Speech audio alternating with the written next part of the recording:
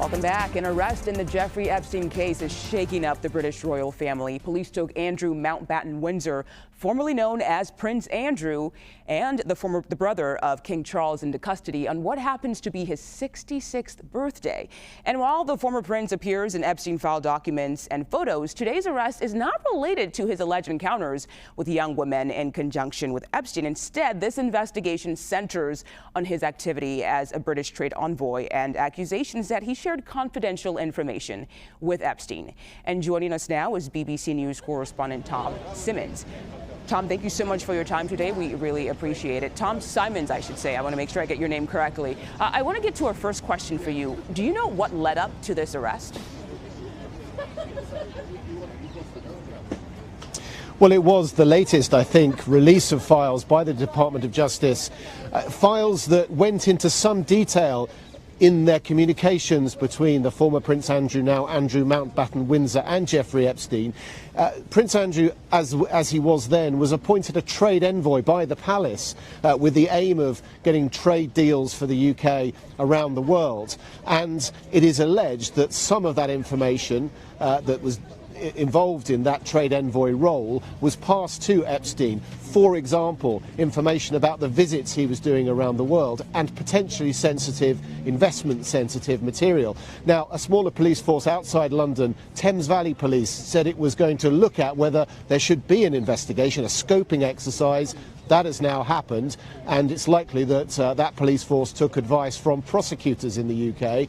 And now we have this quite unusual situation with a convoy of police cars turning up at the Sandringham estate where Andrew Mountbatten-Windsor lives, and a search and an arrest.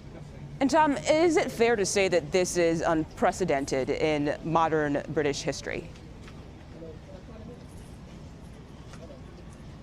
It certainly is. I mean, Prince Andrew Mountbatten-Windsor, is the second son of the late Queen Elizabeth. He is 8th in the line to the throne. And he is likely now to be sat in a police station, possibly in a police cell, either awaiting or having been interviewed by detectives who would have told him that anything he says could be used against him in a court.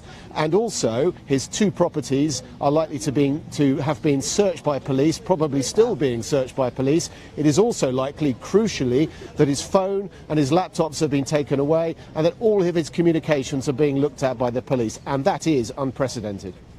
So how are people in Britain reacting to this arrest? Because again, we're talking about a member of the royal family.